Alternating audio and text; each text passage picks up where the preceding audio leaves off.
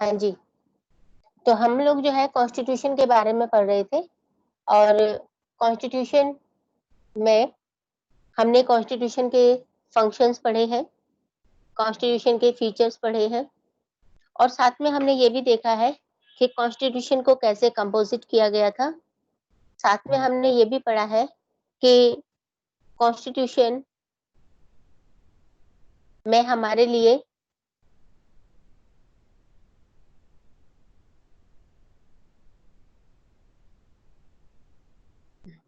शुभम सिंह,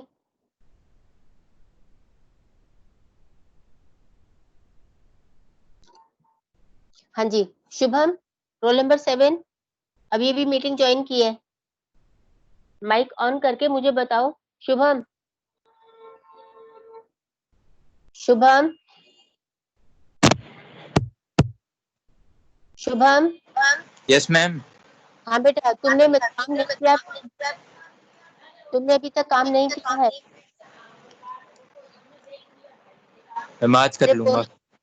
आज काम करके मुझे काम भेज दो क्योंकि आज पॉलिटिकल साइंस का ये चैप्टर कंप्लीट हो गया है तो मैं आपको नया काम भी दूंगी। यस आप मैम।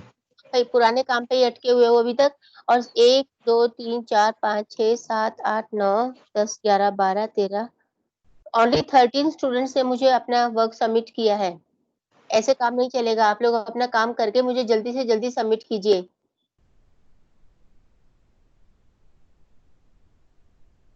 शुभ, शुभम, तनुज, नेहा शौकीन, हर्षित गुप्ता अपना काम सबमिट कीजिए। क्षितिज, चाहत, गौरव यादव, ईशु, गौतम भंडारी काम सबमिट कीजिए।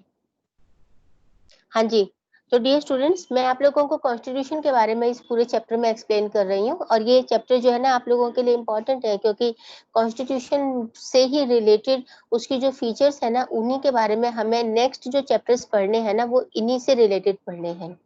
जैसे कि हमारे कॉन्स्टिट्यूशन में हमारे लिए राइट्स दिए गए हैं, कॉन्स्टिट्यूशन में इलेक्शन का सिस्टम दिया गया है, फेडरलिज्म के बारे में दिया गया है और जो है ना एग्जीक्यूटिव के बारे में दिया है, लेजिस्लेचर के बारे में दिया है। तो उन्हीं सब चीजों को जो है ना हमें इस चैप्टर में पढ़ना है। तो ये जो चैप्टर है हमारे लिए बहुत ही इम्पोर्टेंट है। अब इस चैप्टर में हमने आपको वैसे तो ये ऑलमोस्ट हमारा चैप्टर कंप्लीट हो चुका है, बस एक छोटा सा टॉपिक जो है ना वो इसमें बच गया है, तो वो जो है ना हम आज कंप्लीट कर लेंगे। और इसके बाद जो है ना आप लोगों को थोड़ा सा मैं रिवाइज करा दूंगी, थोड़ा सा बता दूंगी कि हमने जो पीछे पढ़ा है आप लोगों को बता दूंगी और फिर आप लोगों को मैं आज आपके व्हाट्सएप ग्रुप पर जो है ना लिंक भेज दूंगी एनसीईआरटी के क्वेश्चंस का, तो वो आप लोग अपना करना शुरू कर देंगे। आप लोग जब पढ़ने के लिए बैठते हो क्लास में तो आप लोग अपनी नोटबुक जो है ना लेकर के बैठा करो और आप लोग साथ में ना अपने पास में कुछ पेन भी रखा करो, पेन, नोटबुक, बुक तीनों चीज अपने हाथ में रखा करो। उससे ये होगा कि आपको पता होना चाहिए कि मैं आपको कहाँ से क्या बता रही हूँ, ठीक है? कोई आप स्टोरी नहीं सुन रहे हो कि अब मैं बोलती रहूंगी और आप जो है वो सुनते रहोगे। तो आपको ये पता होना चाहिए कि मैं कहाँ से बोल रही हूँ और मैं क्या बोल रही हूँ, ठीक है? और अब मैं आप लोगों से अब रीडिंग भी करवाना शुरू करूंगी। आप लोग अपना जो है ना कैमरा ऑन करोगे और वहां बैठ करके आप मेरे सामने पढ़ोगे। मैं आप लोगों को पढ़ते हुए देखूंगी और सुनूंगी, जिससे कि मुझे ये लगे कि सब बच्चे लेसन को कम से कम एक बार रीड तो करते हैं क्योंकि लेसन की रीडिंग हमारे लिए बहुत इंपॉर्टेंट है। चाहे हमारा पॉलिटिकल साइंस हो चाहे हिस्ट्री हो, जब तक आप लोग लेसन को नहीं पढ़ोगे तब तक जो है ना आप लोगों को कुछ समझ में नहीं आएगा। तो मैंने तो आप लोगों को समझा दिया अपने पार्ट पर, लेकिन आप लोगों ने उसको पढ़ा कि नहीं पढ़ा, तो ये मैं आप लोगों से अभी कम उम्मीद कर रही हूँ कि घर में आप लोग लेसन को पढ़ रहे होंगे, है ना? तो मैं अपने लेवल पर है आप लोगों को क्लास में ही पढ़वाऊंगी, रीडिंग करवाऊंगी, क्योंकि काम जो है ना हमारा हो जाएगा, लेकिन काम तसल्ली से होना चाहिए कि जैसे हम चाहते हैं, जिस तरीके से हम अपना काम चाहते हैं, उस तरीके से हमारा काम होना चाहिए। तो इसके लिए ज़रूरी है कि आप लोग जो है ना रीडिंग भी करो, तो आपको ज़्यादा समझ में आएगा, इंटरेस्ट आपके अंदर जनरेट होगा, आपको समझ में आएगा तो। अब जो है ना हम लोगों का ये टॉपिक जो रह गया था कॉन्स्टिट्यूशनल इंस्टीट्यूशनल अरेंजमेंट्स, बस एक यही टॉपिक हमारा रह गया था। तो इस टॉपिक में आप लोग देखेंगे कि जो है इसमें आप लोग देखेंगे कि हमारा जो इंस्टीट्यूशनल अरेंजमेंट है उसका क्या मतलब है। इंस्टीट्यूशनल अरेंजमेंट का मतलब है कि हमारे यहाँ पर जो सिस्टम है, उस सिस्टम में जैसे कि हमारी गवर्नमेंट के जो सिस्टम्स हैं उसमें हमारे पास हॉरिजॉन्टल डिस्ट्रीब्यूशन है, और उसमें हमारे पास जो है, उसमें हमारे पास जो हॉरिजॉन्टल डिस्ट्रीब्यूशन है जिसमें हमने कहा एग्जीक्यूटिव है, लेजिस्लेचर है और जो है जुडिशरी है, इनको हम क्या कहते हैं बेटा, इनको हम कहते हैं इंस्टीट्यूशनल सेटअप। तो हमारे लिए ये बहुत जरूरी है, हमारे कॉन्स्टिट्यूशन के लिए ये बहुत इंपॉर्टेंट है कि हमारा जो इंस्टीट्यूशनल सेटअप है वो बैलेंस्ड रहे। आपने इसके बारे में पहले भी पढ़ा है डियर स्टूडेंट्स, पावर शेयरिंग जब आपने पढ़ा है तो पावर शेयरिंग में आपने ये टॉपिक पढ़े हैं कि हमारे लिए ये बहुत इंपॉर्टेंट है कि जो हमारे कॉन्स्टिट्यूशन ने एग्जीक्यूटिव है, चाहे लेजिस्लेचर है, चाहे हमारा जो है ना जुडिशरी है, इन तीनों में बैलेंस होना बहुत जरूरी है। अगर हम अपना काम न करके हमेशा दूसरों के ही काम के बारे में सोचते रहेंगे या दूसरों के कामों में इंटरफियर करेंगे तो बेटा काम नहीं हो सकता ढंग से। क्यों? क्योंकि न तो हम अपना काम कर रहे हैं, ठीक है, एक तो हम अपना काम नहीं कर रहे हैं, दूसरा हम दूसरे के काम में इंटरफेयर कर रहे हैं, तो हम उसको भी काम नहीं करने दे रहे हैं, ठीक है। इससे क्या होगा, इससे प्रॉब्लम्स हो जाएंगी। तो ऐसी प्रॉब्लम्स न हो, क्योंकि इतना बड़ा कंट्री है, इतनी पॉपुलेशन है, इसको अच्छे तरीके से रन करने के लिए ये बहुत इंपॉर्टेंट है कि हमारे जो इंस्टीट्यूशनल सेटअप है वो बिल्कुल बैलेंस्ड रहे और एक दूसरे के मैटर्स में इंटरफेयर न करें। जब वो एक दूसरे के मैटर्स में इंटरफेयर नहीं करेंगे, जब वो बैलेंस्ड रहेंगे, तो क्या होगा, हमारा जो डेमोक्रेटिक सेटअप है वो स्मूथली काम करेगा। जो जो कमिटमेंट हमारे यहाँ पे लोगों के साथ किया गया है, सिटीजन्स के साथ किया गया है, कंट्री में किया गया है, वो हमारा स्मूथली फंक्शन करेगा। तो इम्पोर्टेंट बात हमारे लिए है कि the third factor ensuring effectiveness of a constitution is a balanced arrangement of the institution, ठीक है। तो अगर हम चाहते हैं कि हमारा जो कॉन्स्टिट्यूशन है वो इफेक्टिव रहे तो बैलेंस होना बहुत जरूरी है। The basic principle is that government must be democratic and committed to the welfare of the people. और जो बेसिक फंडा है वो क्या है, जो बेसिक जो रीजन है, जो बेसिक बात है वो क्या है कि कोई भी गवर्नमेंट हो, the government should be responsible towards the welfare of the citizens of the people. और ये वेलफेयर की जो बात है, गवर्नमेंट कैसे करेगी वेलफेयर का काम, जब कॉन्स्टिट्यूशन में नहीं कहा गया हो तो कॉन्स्टिट्यूशन में भी इस बात को कहा गया है, कॉन्स्टिट्यूशन में भी इस बात पे ज्यादा स्ट्रेस दिया गया है कि हमारे जो भी गवर्नमेंट होगी वो लोगों के वेलफेयर के लिए काम करेगी। तो लोगों का वेलफेयर जो है that is the priority, that is the most important. The Constituent Assembly spent a lot of time on evolving the right balance among the various institutions like the executive, the legislature, and the judiciary. Yesterday, I told you that the Constitution was framed in 2 years, 11 months, and 18 days. तो आपने ये देखा कि इतना time जब हमारे इसको लगा कॉन्स्टिट्यूशन को बनाने में, तो इम्पोर्टेंट बात यह है कि हर चीज पर जो है वो ध्यान दिया गया, हमने किसी भी चीज को इग्नोर नहीं किया। तभी तो जो है ना हमने इतना टाइम लगाया, तभी तो हमने इतना टाइम लगाया अपने कॉन्स्टिट्यूशन को बनाने में। तो इस पर जो है ना पूरा फोकस किया गया, हमारे जो कॉन्स्टिट्यूएंट असेंबली के मेंबर्स थे वो इस बात पे पूरा फोकस करते थे कि बैलेंस जो है वो बना रहना चाहिए। किसी को अगर हम एक बार पावर ज्यादा दे दें, सपोज करो लेजिस्लेचर को ज्यादा पावर दे दी, और हमने लेजिस्लेचर को जब ज्यादा पावर दे दी तो वो अपनी मर्जी से कोई भी कानून बना देंगे। और अगर हमने एग्जीक्यूटिव को ज्यादा पावर दे दी तो एग्जीक्यूटिव क्या है, कुछ भी इम्प्लीमेंट करेंगे। अगर जुडिशरी के पास ज्यादा पावर हो गई तो जुडिशरी क्या करेगा, जुडिशरी जो है ना अपनी मनमानी करेगा, किसी को भी उठा करके जो है ना वो सजा दे देगा। इसके लिए जरूरी ये है ना कि चाहे वो लेजिस्लेचर हो, चाहे वो एग्जीक्यूटिव हो, चाहे वो जुडिशरी हो, तीनों की पावर्स बैलेंस रहेंगी और तीनों एक दूसरे को चेक करते रहेंगे without interfering in their matters. उसमें इंटरफेयर करे बगैर उनको चेक करना ये इम्पोर्टेंट है।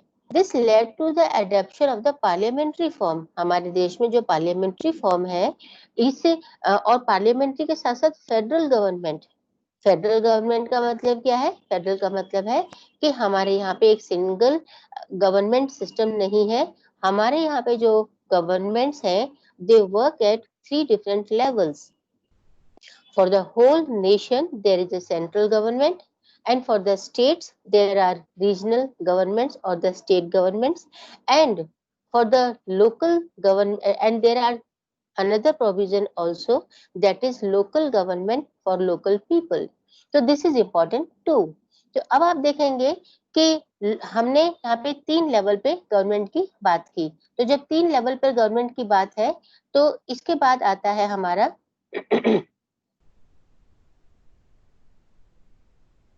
इसके बाद आता है बेटा हमारा कि ये हो गया हमारा डिस्ट्रीब्यूशन ऑफ पावर्स। इसको क्या कहते हैं हम? Distribution of powers. तो ये हमने फेडरल रखा, और जो है ना हमने क्या रखा? हमने रखा जो है ना parliamentary system. Parliamentary system means we have 2 houses, and one is Lok Sabha and the another is Rajya Sabha. And Lok Sabha जो है वो क्या है?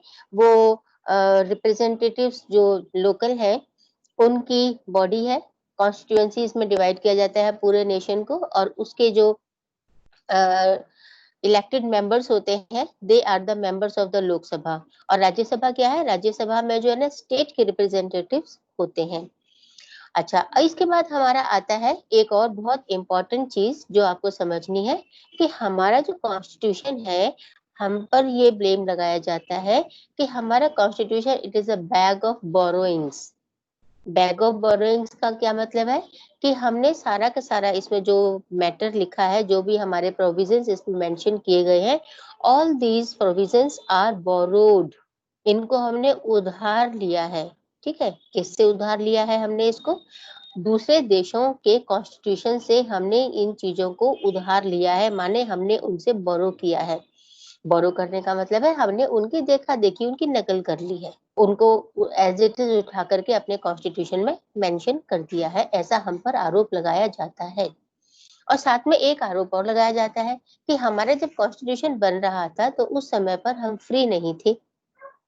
India was not independent at that time. तो जब हम इंडिपेंडेंट नहीं थे और हमारा कॉन्स्टिट्यूशन बन रहा था, तो हम पर ब्रिटिशर्स का कंट्रोल था। तो जब हम पर ब्रिटिशर्स का कंट्रोल था, तो हम पर ऐसा आरोप लगता है कि हमारे कॉन्स्टिट्यूशन में ब्रिटिशर्स का बहुत ज्यादा इन्फ्लुएंस नजर आता है। तो हमारा जो कॉन्स्टिट्यूशन है वो कंप्लीटली अपने तरीके से इंडिपेंडेंटली वो काम नहीं कर रहे थे, ऐसा आरोप लगाया जाता है। और ब्रिटिशर्स का इन्फ्लुएंस हम पर बहुत ज्यादा दिखाई देता है, माने हमने बहुत कुछ ब्रिटिश कॉन्स्टिट्यूशन से बोरो किया है, उधार लिया है, ऐसा हमसे कहा जाता है। While evolving the most balanced governmental arrangements, that makers of our constitution did not hesitate to learn from experiences and experiments of other countries. अब देखो, क्योंकि हमारा देश तो 1947 में फ्री हुआ, लेकिन बहुत सारे देश तो पहले से ही डेमोक्रेसी बन चुके थे, और बहुत सारे देशों में तो हमसे बहुत पहले से ही कॉन्स्टिट्यूशन बन चुका था। तो उन कॉन्स्टिट्यूशन को लेकर के उनके क्या एक्सपीरियंसेस थे, एंड कॉन्स्टिट्यूशन को लेकर के उनके क्या एक्सपेरिमेंट्स थे, उनसे हमने सीखा, उनसे हमने नई नई चीजें सीखी, उन्होंने क्या एक्सपीरियंस लिए, उनके क्या अनुभव रहे, वो चीजें हमारे लिए मैटर करती थी। Thus, the framers of the Constitution were not averse to borrowing from other constitutional traditions. Indeed, it is a testament to their wide learning that they could lay their hands upon any intellectual argument. तो हमने केवल बोरो ही नहीं किया, ये उनके जो के constituent assembly के जो मेंबर्स थे, उनका जो इंटेलेक्चुअल लेवल था, उनकी जो लर्निंग थी, उसके लिए भी बहुत इम्पोर्टेंट था, उसका भी एक टेस्टामेंट था, उसके लिए मतलब उसके भी ये सबूत थे, एविडेंस थे, उसको भी प्रूव कर रहे थे ये। तो हमारे लिए इम्पोर्टेंट ये हो गया कि हिस्टोरिकल एग्जाम्पल हमारे सामने था, हमारे सामने बहुत सारे आर्ग्यूमेंट्स थे, हमारे सामने बहुत सारे एक्सपेरिमेंट्स थे, हमारे सामने बहुत सारे एक्सपीरियंसेस थे, और हमारे सामने दूसरे देशों के कॉन्स्टिट्यूशंस भी थे। और उस सिचुएशन में हम अपना कॉन्स्टिट्यूशन, तो हमने बहुत कुछ सीखा, हमारे लिए बहुत कुछ था देखने के लिए, समझने के लिए, सीखने के लिए, अनुभव करने के लिए। तो borrowed a number of provisions अगर हम पहला पहला कॉन्स्टिट्यूशन बना रहे होते तो हमारे सामने कोई एग्जाम्पल ही नहीं था, हम किसी से क्या बोरो करते, तो हम नहीं बोरो कर सकते थे, हमें सब कुछ अपना ही करना होता।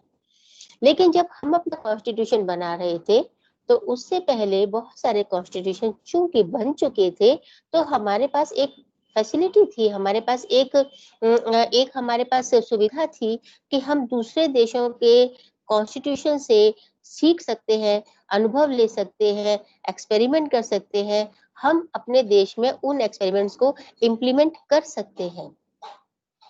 तो हमने उन आइडियाज को बोरो तो किया, इसमें कोई शक नहीं है, लेकिन उनको हमने अपने तरीके से इम्प्लीमेंट किया।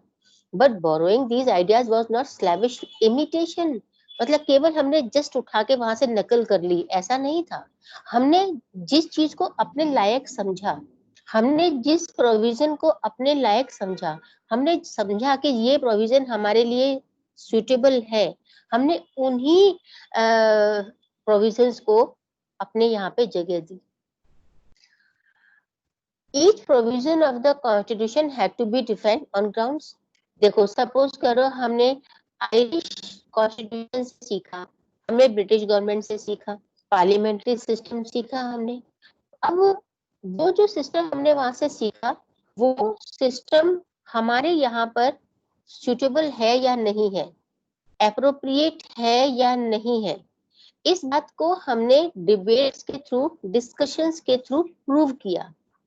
और अगर ये प्रूव हो गया तो ही हमने इसे इम्प्लीमेंट किया।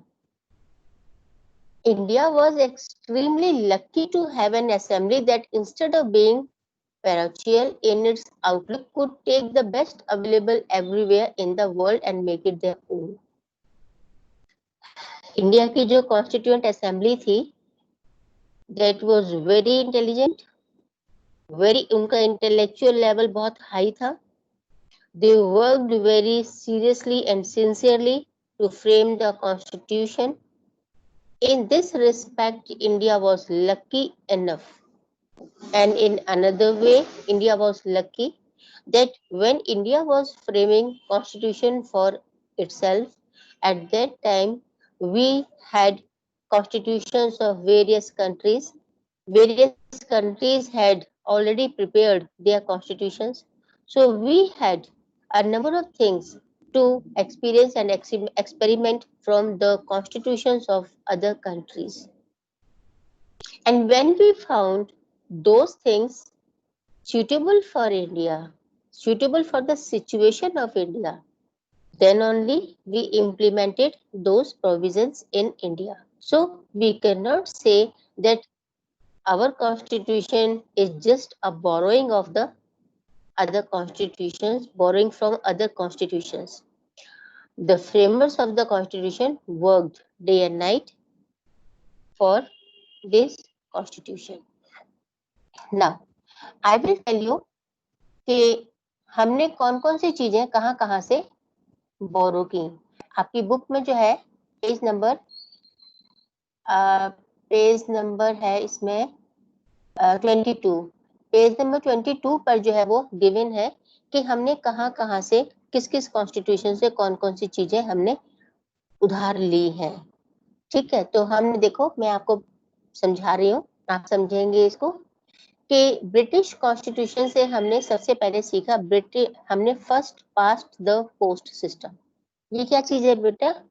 First past the post system का मतलब होता है कि जब हम वोट डालते हैं ना, जब हम इलेक्शन होता है तो इलेक्शन में सपोज करो 100 वोट है और हमारे पास अगर 4 कैंडिडेट हैं, तो 4 कैंडिडेट में से जिसको सबसे ज्यादा वोट मिलेंगे हम उसको जीता हुआ मानते हैं। अब जैसे कि अगर 100 वोट जो है वो बटे हैं 4 लोगों में, तो मान लो कि सबसे ज्यादा जो है वो 30 है, फिर किसी को 28 मिले हैं, किसी को 25 मिले हैं, किसी को और कम मिले हैं।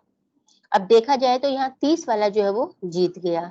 लेकिन आप लोगों को क्या समझना है कि अगर हम ए बी सी, ए के पास, बी के पास, सी के पास और डी के पास 100 जो है उसके बाद दूसरे के पास हमने कहा कि यहाँ पर जो है वो 28 है, इसके बाद हमने कहा एक के पास 20 है और जो बाकी बचे हैं वो दूसरे हैं। अब अगर हम ये कहते हैं कि 30 वाला जीत गया, तो डियर आप लोग ये देखेंगे कि बी, सी और डी इनको मिलाकर के 70 वोट बनते हैं। समझ में आया आपको कि बी, सी और डी को मिला के 70 वोट बनते हैं। अगर ए को हम कह रहे हैं कि वो जीत गया है, तो बी, सी, डी को मिला के जो 70 वोट बनते हैं, इसका मतलब है कि 70 voters are against A. A has got only 30% of the votes from the region. तो इसको तो 33% भी नहीं मिले और हम कह रहे हैं कि ये जीत गया and he becomes the representative of the whole constituency. इस सिचुएशन में हम ये कहते हैं कि ये 30 जो है वो भी सब लोगों की पसंद का रिप्रेजेंटेटिव नहीं है, सबने इसको चूज नहीं किया है, because 70 people are already against him. वो बी को पसंद कर रहे थे, सी को पसंद कर रहे थे, डी को पसंद कर रहे थे। ठीक है, तो ये जो first past the post system है, ये हमने ब्रिटिश गवर्नमेंट से सीखा है। अब आप ये कहेंगे कि मैडम अगर ऐसी दिक्कत है तो हमने इस सिस्टम को क्यों अडॉप्ट किया? जरूर पूछना चाहिए आप लोगों को। इसके बारे में बहुत डिटेल में मैं आप लोगों को थर्ड चैप्टर में समझाऊंगी, इलेक्शन एंड रिप्रेजेंटेशन। ठीक है, तो पार्लियामेंट्री फॉर्म ऑफ गवर्नमेंट, इसका तो मैंने आपको बता ही दिया। पार्लियामेंट्री फॉर्म मींस कि हमारे पास 2 हाउसेज हैं, एक लोकसभा और एक राज्यसभा, एंड ये हमने ब्रिटिश गवर्नमेंट, ब्रिटिश कॉन्स्टिट्यूशन से लिया है, क्योंकि ब्रिटिश कॉन्स्टिट्यूशन में भी 2 हाउसेज हैं, House of Lords and House of Commons. तीसरा आता है the idea of the rule of law. Rule of law, कानून का शासन, ये आइडिया भी हमने ब्रिटिश कॉन्स्टिट्यूशन से लिया है। फिर आता है institution of the speaker and his role. You know that in the Lok Sabha we have a speaker, and speaker has very important role to play in the Lok Sabha, because it is his duty to maintain the discipline and the smooth functioning of the Lok Sabha. तो ये भी हमने कहाँ से सीखा? हमने British parliament से, British constitution से सीखा। Then comes law making procedure. Law making procedure मैं आपको लेजिस्लेचर टॉपिक में समझाऊंगी, हमारा नेक्स्ट लेसन आएगा इसके बाद। उसमें हम बताएंगे कि किस तरीके से हमारे यहाँ पे लॉ बनता है, कानून बनता है, and the procedure to make the law, it is being adopted by the British constitution. अब मैं आपको बताऊंगी कि हमने आयरिश कॉन्स्टिट्यूशन से क्या सीखा। मैंने आप लोगों को जो फंडामेंटल राइट्स के बारे में थोड़ा सा बताया था, तो मैंने आपको कहा था कि directive principles of state policy भी हमारे देश में इम्प्लीमेंट किए गए हैं, और ये जो directive principles of state policy हैं, उनका जो मेन मकसद होता है डियर स्टूडेंट्स, वो होता है to maintain the welfare state, सबके कल्याण के लिए काम करना, सबको जो है ना फैसिलिटीज प्रोवाइड करना। ठीक है, तो ये हमने कहाँ से सीखा? ये आयरिश कॉन्स्टिट्यूशन से सीखा। फ्रेंच कॉन्स्टिट्यूशन से हमने क्या सीखा? देखो, सबसे पहले फ्रांस में क्रांति हुई थी, आप लोगों ने इसके बारे में 10th क्लास में पढ़ा, फ्रेंच रिवॉल्यूशन के बारे में। अब ये जो फ्रेंच रिवॉल्यूशन है, उसने दुनिया को क्या दिया? दुनिया को उसने सबसे पहले दिया idea of liberty. Idea of liberty, equality and fraternity. Idea of liberty, equality and fraternity, these ideas were adapted from the French Constitution. समझ में आ गया आपको? Then comes United States USA. USA के कॉन्स्टिट्यूशन से हमने 2 चीजें सीखी, एक तो फंडामेंटल राइट्स और दूसरा पावर ऑफ जुडिशियल रिव्यू। ये मैं आप लोगों को बताऊंगी जब हम जुडिशरी चैप्टर पढ़ेंगे, डिटेल में बताऊंगी कि जुडिशियल रिव्यू का क्या मतलब होता है। देन कैनेडियन कॉन्स्टिट्यूशन से हमने क्या पढ़ा? हमने पढ़ा एक quasi federal form of government, A federal system with a strong central government. Quasi federal system का मतलब क्या होता है? फेडरल सिस्टम का तो मतलब आपको पता है ना कि हमारे पास डिफरेंट लेवल्स ऑफ गवर्नमेंट होते हैं। तो यहाँ पे जो क्वासी फेडरल सिस्टम का मतलब ये है कि इंडिया जैसे देश के लिए बहुत इंपॉर्टेंट है कि जहाँ पे सेंट्रल गवर्नमेंट को पावरफुल रखा जाए। अगर हमारे यहाँ पे सेंट्रल गवर्नमेंट पावरफुल नहीं होगी, तो स्टेट गवर्नमेंट जो है वो अपने आप में पावरफुल होने की कोशिश करेंगी, और इन दैट केस क्या होगा कि हर स्टेट दूसरे स्टेट से लड़ता नजर आएगा। चाहे वो अपनी बाउंड्रीज को लेकर के हो, चाहे वो डिस्ट्रीब्यूशन ऑफ रिसोर्सेज को लेकर के हो, चाहे वो पावर्स को लेकर के हो, ठीक है। तो ऐसी सिचुएशन में क्या हो जाएगा, क्योंकि इंडिया में तो डाइवर्सिटी बहुत ज्यादा है, तो ऐसी सिचुएशन में बहुत प्रॉब्लम्स क्रिएट हो जाएंगी और हो सकता है कि हमारा देश अलग अलग टुकड़ों में बट जाए और छोटे छोटे बहुत सारे देश बन जाए। तो इसलिए हमारे यहाँ पे स्टेट गवर्नमेंट्स हैं, they work independently in their states, but above all we have a central government which has a control over all the state governments. उसके बाद हमने लिया है the idea of the residual powers. ये जो residual powers हैं बेटा, ये पावर्स जो है कौन सी पावर्स होती हैं, ये आप लोगों ने पहले पढ़ा हुआ होगा। आपने यूनियन लिस्ट पढ़ी होगी, आपने स्टेट लिस्ट पढ़ी होगी, आपने जो है ना कॉन्करेंट लिस्ट पढ़ी होगी और आपने रेजिडुअल पावर्स को पढ़ा होगा। तो अब आपने देखा कि हमारा जो कॉन्स्टिट्यूशन है उसमें हमने किस किस देश से और कौन कौन सी चीजें हमने उनसे सीखी हैं या हमने उनसे बोरो की है। तो सबसे पहले तो आप ये याद रखें कि हमने जो है ना ब्रिटिश कॉन्स्टिट्यूशन से लिया, वो तो जायज बात है और जो है ना एविडेंट है कि हम ब्रिटिश कंट्रोल में थे तो उनसे तो हमने बहुत कुछ सीखा। दूसरा आता है आयरिश कॉन्स्टिट्यूशन, तीसरा आता है फ्रेंच कॉन्स्टिट्यूशन, देन यूएसए और फिर पांचवें नंबर आता है कैनेडियन। तो ये 5 देशों के कॉन्स्टिट्यूशन से हमने काफी कुछ सीखा। आप लोग एक काम करेंगे कि जब आप अपनी पॉलिटिकल साइंस का काम शुरू करेंगे तो अपनी नोटबुक पर सबसे पहले आप लोग अपना सिलेबस लिखेंगे, जो मैंने आप लोगों को भेज दिया है और व्हाट्सएप पर पहले आपको भेज चुकी हूँ। अगर नहीं हो तो मुझे बता देना, मैं दोबारा भेज दूंगी।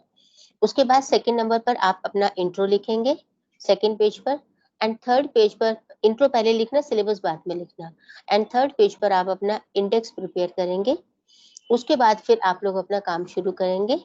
आप लोग पहले लेसन का नाम लिखेंगे, डेट लिखेंगे और उसके बाद जो है ना पेज नंबर 22 पर आपका जो ये एक बनाया हुआ है कि क्या क्या चीजें हमने बोरो की हैं, किस किस जो है कॉन्स्टिट्यूशन से लिया है, तो आप जो है अपनी नोटबुक पर बना लेंगे।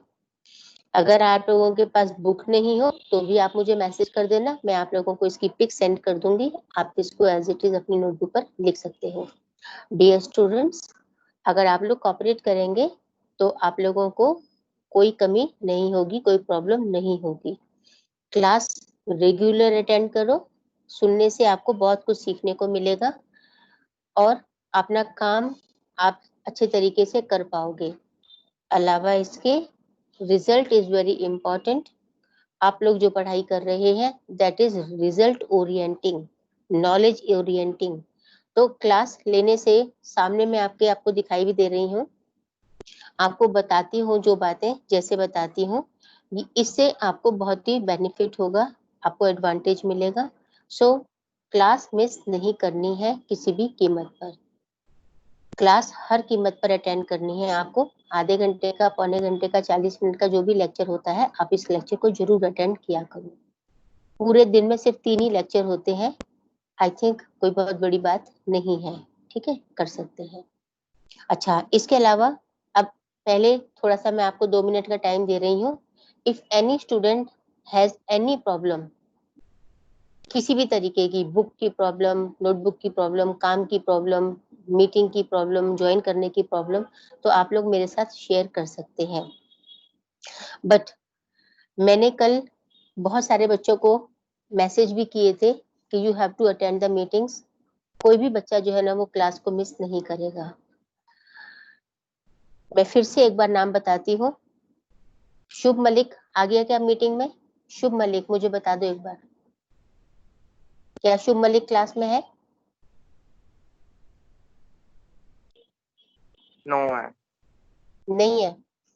शुभ मलिक अभी तो कह रहा था गौरव मेरे से कि वो आएगा क्लास में। मैम वो तनुज की कह रहा था। तनुज, अच्छा, उसके बाद तनुज नहीं आया अभी तक क्लास में। तनुज आ गया क्या? तनुज भी तो नहीं है। तनुज आ गया। हाँ ठीक है। अच्छा तनुज क्लास में ही है वो। हाँ ठीक है बेटा, देख लिया मैंने। ज्योति,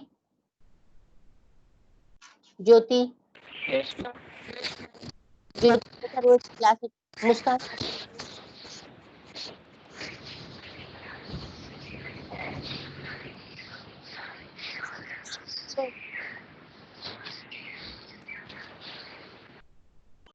हाँ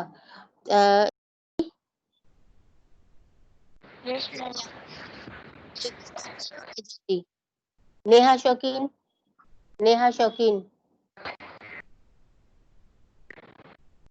नेहा नेहा नहीं है। नेहा शौकीन ने मेरी एक भी क्लास अटेंड नहीं की है, क्या रीजन है भाई? बंद कर दो ना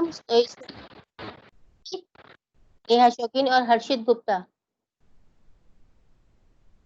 एक भी क्लास अटेंड नहीं की है।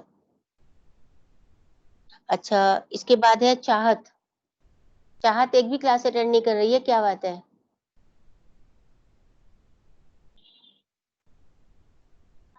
गौरव यादव, आप आ गए हो? गौरव यादव, गौरव,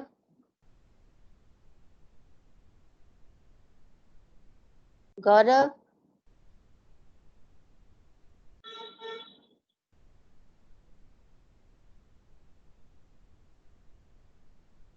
नहीं है। ईशु आ गई? ईशु,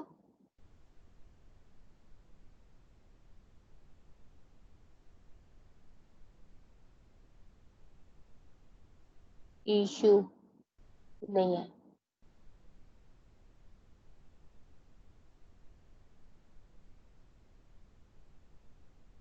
इसके बाद है ध्रुव यादव।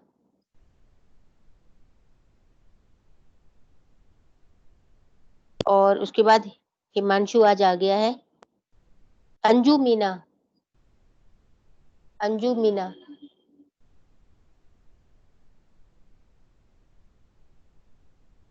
निशांत आज प्रिया भी नहीं है।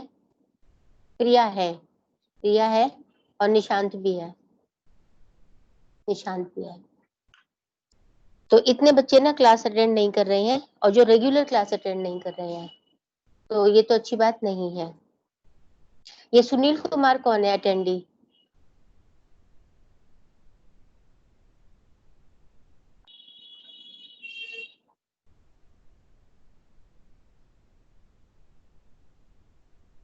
सुनील को अपनी क्लास में है क्या? इसमें तो स्टूडेंट का ही नाम दिया हुआ है।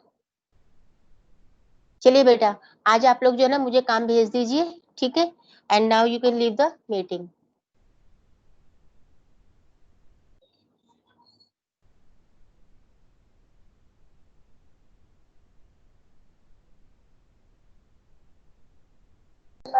मैम, हाँ बेटा। मैम एक बार